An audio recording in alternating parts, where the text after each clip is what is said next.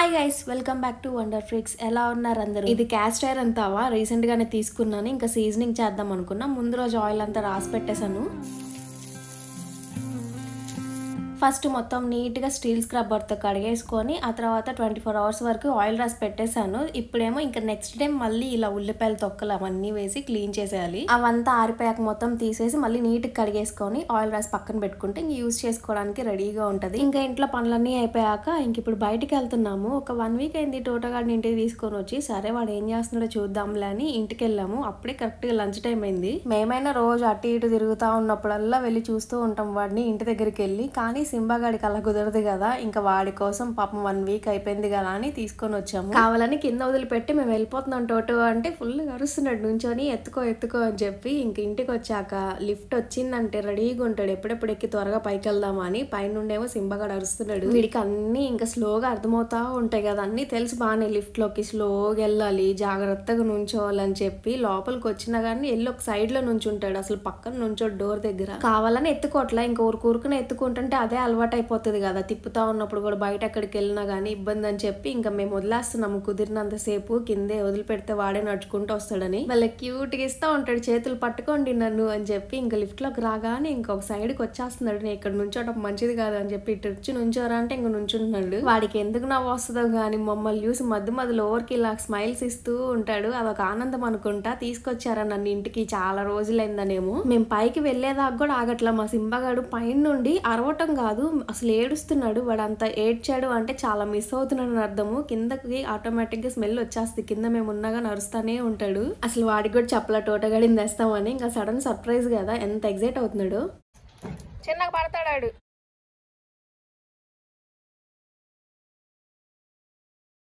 ఇంకా మేము వెళ్ళింది వాడు అన్నం తినే టైంకి. సరే ఇంకా మా చెల్లెము అన్నం వండేసాను తీసుకెళ్ళమంటే ఇంకా వాడికి బాక్స్లో పెట్టించేయమంటే ఇచ్చేసింది. ఇంకా రాగానే వాడికి తినిపిస్తున్నాను. పక్కన ఒక వాటర్ బాటిల్ ఉంటే వాటర్ అవుతుంది, కొంచెం బాటిల్ తెచ్చి టోటనంగానే తెచ్చి చెడు తాగు అని చెప్పి. ఇంకా వాడు అన్నం తింటాం అంతా అయిపోయాక ఇంకా రూమ్లోకి వెళ్ళిపోతాం మేము. ఇంకా పడుకుంటాడులే కాసేపు అని. వీడేందంటే నిద్ర వస్తున్నా కానీ ఇక్కడికి వస్తే మాత్రం పడుకోడు త్వరగా.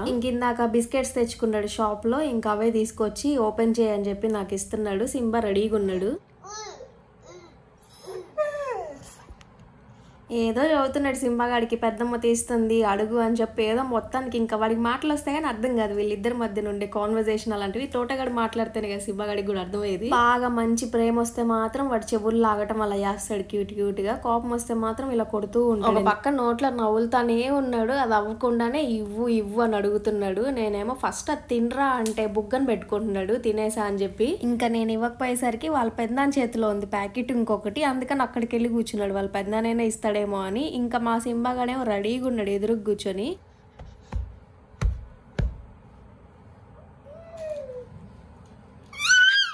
మా తోటగాడు ఈరోజు ఒక హిడెన్ టాలెంట్ ని చూపిస్తున్నాడు. ఇప్పుడు ఇది వాయిస్ చెప్పంగానే నెక్స్ట్ వచ్చే క్లిప్ చూడండి, మిస్ అవ్వకుండా. భలే క్యూట్గా ఉంటుంది.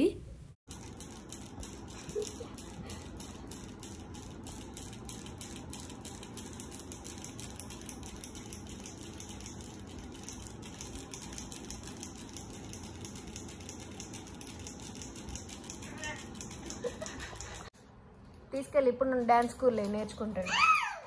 వెళ్తాడంట. వెళ్తా డ్యాన్స్ వచ్చా నీకు? పెందాన్ పోలికలు అస్సలు ఎక్స్పెక్ట్ చేయలేదు. చాలానే కళలు ఉన్నాయి టోటోగైడ్లో.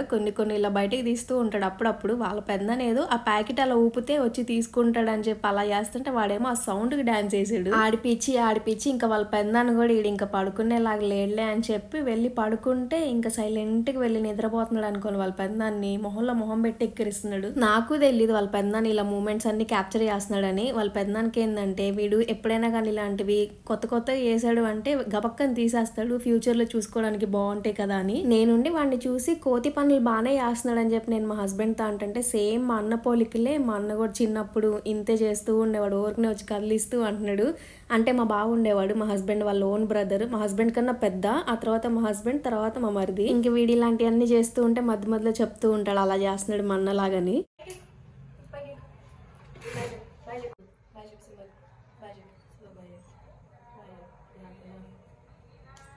కొట్టకూడదు రుద్దు. Bye bye cinema.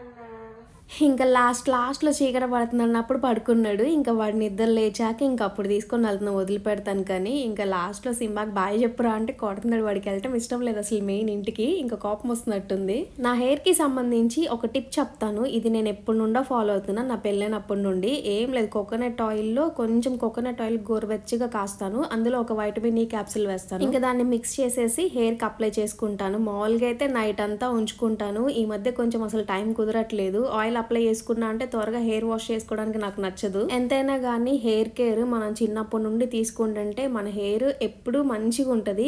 కానీ కొంతకాలం మా మమ్మీ బాగా హెయిర్ కేర్ చేసేది. దాని తర్వాత నేను ఎప్పుడైతే నా సొంత ప్రయోగాలు స్టార్ట్ చేశానో అప్పటి నుండి నా హెయిర్ చాలా పలచగా అయిపోయింది. లేకపోతే అసలు నా హెయిర్ ఎంత తిక్కుగా ఉండేదో చిన్నప్పుడు, ఒక్కొక్క జడ ఎంత లావు ఉండేదో. ఈ క్యాప్సిల్ ఒక్కటే కాదు, అప్పుడప్పుడు ఎగ్ వైట్ కూడా అప్లై చేసుకుంటాను తలకి. అలానే ఇంకా మెంతిపిండి ఉంటుంది కదా, మెంతిపిండి కూడా పెట్టుకుంటూ ఉంటాను. ఇంకోటి వైటమిన్ ఈ క్యాప్సిల్ హెయిర్కే కాదు స్కిన్కి కూడా మంచిది. నేను అప్పుడప్పుడు నైట్లో పడుకునేటప్పుడు ఈ వైటమిన్ ఈ క్యాప్సిల్ ఫేస్కి రాసుకొని పడుకుంటాను. ఇంకా తలస్నానం అయిపోయింది. ఇంక ఇప్పుడు బ్రేక్ఫాస్ట్కి అని చెప్పి, అసలు బ్రేక్ఫాస్ట్ కూడా కాదు లంచ్ టైంకి చేస్తున్నాం అని చెప్పొచ్చు. ఇంకా దోశలు వేసుకుంటున్నాము. ఎప్పుడు నుండి మా హస్బెండ్ బొంబాయి చట్నీ తినాలనిపిస్తుంది అంటున్నాడు. అందుకే ఈరోజు బొంబాయి చట్నీ చేద్దాం అనుకున్నాను.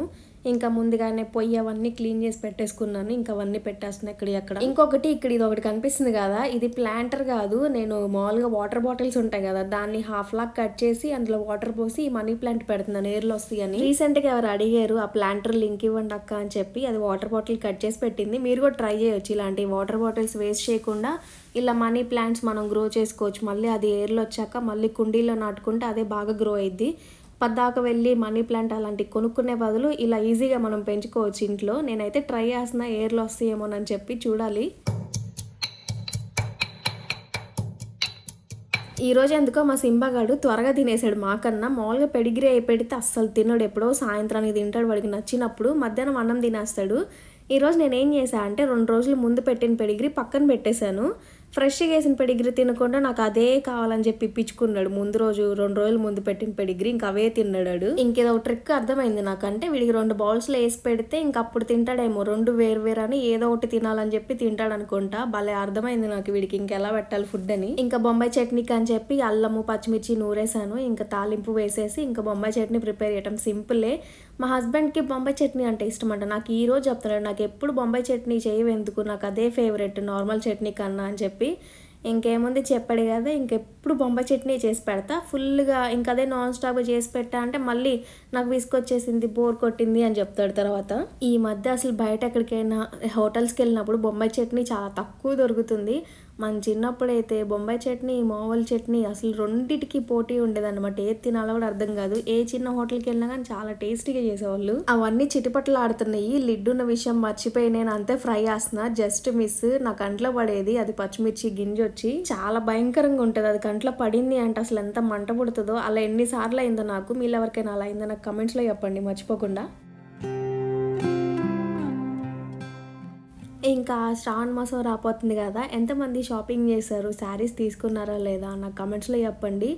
ఇంకా నేను కూడా శారీస్ 2 మిషన్ దగ్గర ఇచ్చాను. ఈసారి శ్రావణ మాసంకి నేను కూడా మంచిగా శారీస్ కట్టుకుందామని చెప్పి ఫుల్ ఎగ్జైటెడ్ నేను. ఎప్పుడైనా కానీ ఈ బొంబాయి చట్నీ చేసేటప్పుడు అది ఉండలు లేకుండా కలపాలంటే నాకు పెద్ద టాస్క్. ఎంత కలిపినా కానీ ఏదో ఒకటి వస్తూనే ఉంటుంది. మామూలుగా అయితే కొబ్బరి చట్నీ చేద్దాం అనుకున్నాను. మా హస్బెండ్కి ఎందుకో సడన్గా గుర్తొచ్చిందంట బొంబాయి చట్నీ. ఇంకా చేయనంగానే చాలా సింపుల్ కదా, ఎప్పుడు ఎందుకు కష్టపడతామని చెప్పి ఈ బొంబాయి చట్నీ చేసేసాను.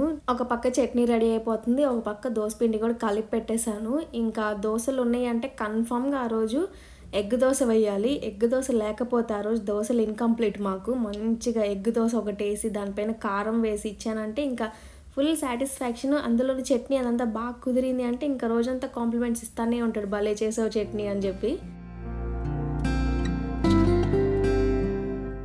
మా ఇంట్లో దోశల్లోకి చట్నీ నంచుకోరు, చట్నీలోకి దోశ నంచుకొని తింటారు, అట్లుంటుంది. లాస్ట్లో మా హస్బెండ్ చూస్తారు కదా దోశలోకి చట్నీ ఎలా వేయించుకుంటాడో, దోశ పైన వేయించుకొని ఆ చట్నీలో నాంతా ఉంటే దోశ తింటే బాగుంటుందంట. తనకు అలా ఇష్టము. నేను దోశ పిండి ఇంట్లో వేసుకునేటప్పుడు నాకు మిక్సీ కదా, గ్రైండర్ లేదు కాబట్టి ఏం చేస్తా అంటే ఒక కప్పు మినపప్పు, ఒక 3.5 కప్స్ రైస్ తీసుకుంటాను, కొంచెం పచ్చిపప్పు, అలానే ఒక స్పూన్ మెంతులు వేస్తాను. ఒక 7-8 అవర్స్ నానపెట్టేసి ఇంకప్పుడు మిక్సీ వేసుకుంటాను. కొంతమంది అన్నం వేస్తారు పిండి వేసేటప్పుడు, మా హస్బెండ్కి అలా నచ్చదు, స్మెల్ అంతగా తనకు పడదనమాట రైస్ అలాంటివి వేస్తే. ఇంకా నాకు ఇలా అలవాటు. ఇంకా ఎప్పుడైనా కానీ దోశలు వేసేటప్పుడు ఫస్ట్ వేసిన దోశ పక్కన పెట్టేస్తాను. ఆ తర్వాత వేసే దోశలు ఇంకా వేసి ఇచ్చేసేస్తాను మా హస్బెండ్కి. ఎందుకో స్టార్టింగ్ నుండి అంతే అలవాటు. మంచిగా ఇలా బాగా కాలనిచ్చి నీళ్లు చల్లి మంచిగా ఇలా ఆనియన్ రుద్దేసి దోశ వేసాము అంటే ఎర్ర కాలుతుంది. దానికి తోడు ఇంకా కారం వేసామంటే ఇంకా దానికి మించిన టేస్ట్ ఏముండదు దోశలు తినేటప్పుడు. మళ్ళీ కారము మామూలు కారం కాదు, దోశలు వేసే కారం కాదు, ఇలా సంబార్ కారం వేసుకొని తింటాము. ఏదో ఒక డిఫరెంట్ ఫ్లేవర్ కదా ఈ కారం అయితే. ఇంకా అది ఇంట్లో ఇలా దోశలు ఉన్నాయి అంటే బ్రేక్ఫాస్ట్ కాస్త లంచ్ టైం తినేస్తాము ఒకేసారి. ఇంకా దోశలు తిన్నాము అంటే ఇంకేం తినబుద్ధి కూడా కాదు మధ్యాహ్నం కూడా. అందుకే ఒకేసారి ఇలా లంచ్లో కానీ చేసేస్తాము. వీడియో అయితే ఇక్కడితో ఎండ్ చేస్తున్నాను. మర్చిపోకుండా లైక్ చేయండి. కొత్తగా ఎవరైనా చూస్తుంటే మా కంటెంట్ నచ్చితే మర్చిపోకుండా సబ్స్క్రైబ్ చేసుకోండి. అలానే ఇన్స్టా ఐడి కూడా ఇస్తాను, ఇన్స్టాగ్రామ్లో కూడా ఫాలో అయిపోండి. నెక్స్ట్ వ్లాగ్లో కలుద్దాం.